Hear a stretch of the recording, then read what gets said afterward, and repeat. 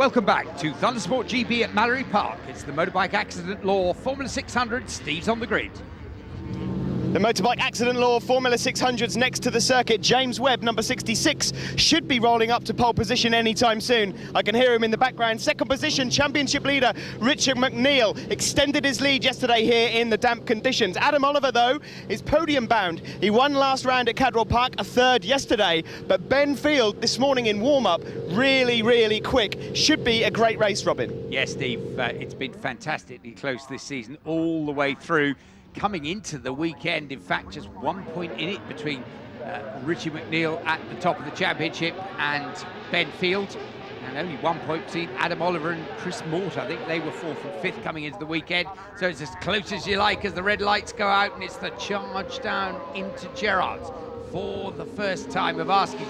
Richie McNeil, the young guy from Northern Ireland, just gets into his stride so brilliantly at the start, Steve.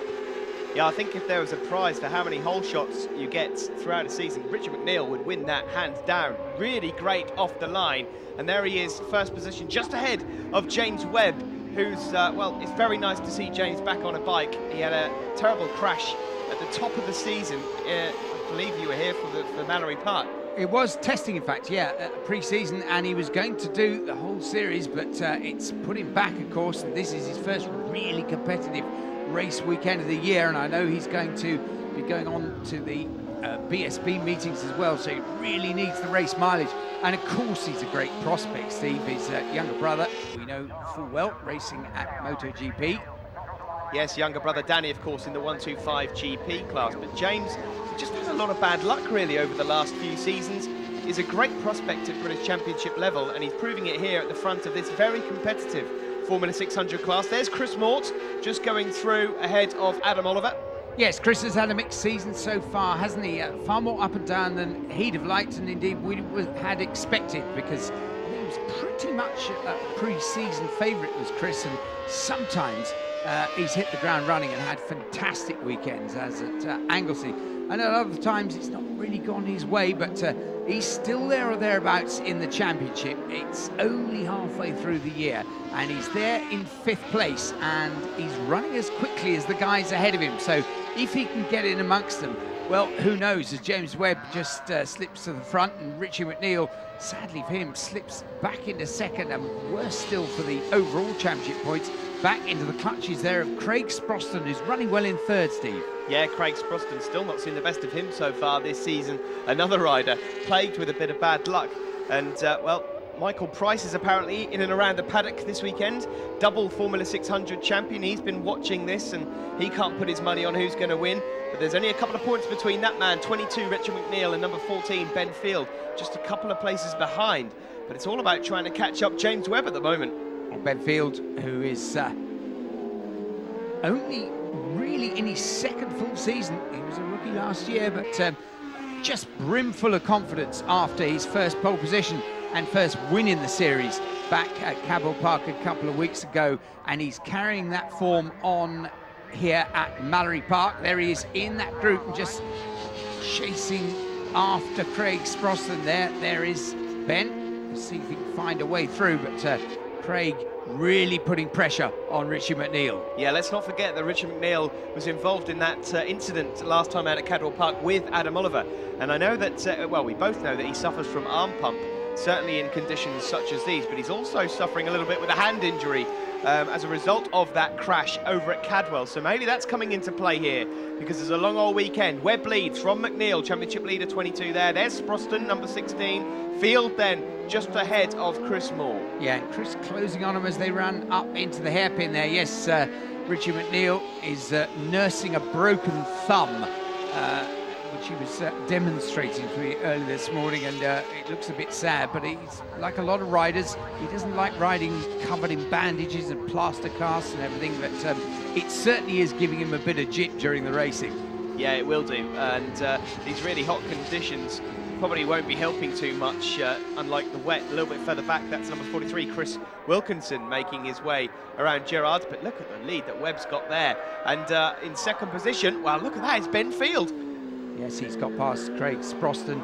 and Richie McNeil. And look at Chris Moore, because he's looking menacing there in 5th place at the moment. But as the race goes on, I'm sure that hand injury, possibly a bit of arm pump, all that coming into play for Richie McNeil. He's slipping backwards at Craig Sproston there, just getting on the loud pedal, coming out of the elbow, pulling away, and Craig Mort mustn't let him go. So yes, he dips up underneath Richie McNeil. Richie fights back, but I think Craig has track position, so he's going to Chris Mort has track position. He's going to take that 4th place and work on Craig Sproston ahead of him. There we see 117, that's Ed Peed. Yes, Chris Moore doing a pretty good job here. Mallory Park, not a circuit that he's, well, it's certainly not one of his favourites, but 3rd position here. Let's not forget, he's only 40 points away from Richard McNeil overall in the championship, so it's not a whole heap, and it only takes a fall here and a win there, and he'll be right back in it. Craig Sproston, another rider that could do with some luck, and Adam Oliver just behind. There you see Callum O'Shea, just having a little look at the inside. I think that's Ross Humphreys just ahead of him. Now, James Webb away at the front of this.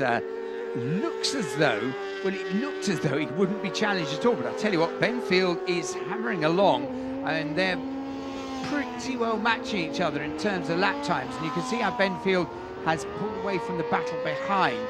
I don't think there's enough race left, though, for him to do anything about James Webb up the road, and James is, well, there's only tenths and hundreds in it, so I think that looks fairly settled. But 3rd place, well, it's still, the fight is there, because Chris Moore, having got past Craig Sproston, is there in 3rd place.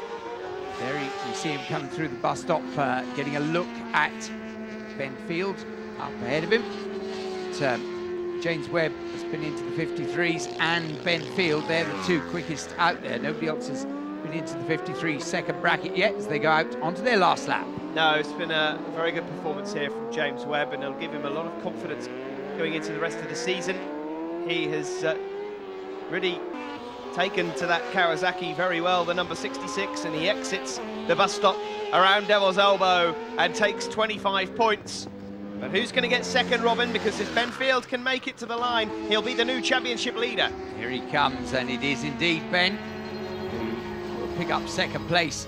And there we see that confirmed. Chris Mort, an excellent 3rd as far as he's concerned, ahead of Craig Sproston. Adam Oliver was 5th, and Richie McNeil finished in 6th. There we see James Webb in the middle, with Benfield and Chris Mort on the podium. James Webb, good to have you here with Thundersport GB, and a tough race out there. These conditions pretty hot. Yeah, as you can see, I'm sweating buckets. No, it was a really good race, and it's fun to ride with some different people. I've not actually been back on the bike since I had a big crash here in February. So yeah, it's nice to come here and have a couple of good results, and hopefully in race 2 we can do the same. But like I say, it's nice to race with different people, and it's a great series this, and hopefully we can win the next one. And anyone to thank at all, James? Yeah, all my sponsors, Gurney Boots, Shark Helmets, Squeaky Clean Services, everyone. They're just great help, because without them it wouldn't be possible. And also thanks to all the marshals, because the meeting wouldn't be possible without them.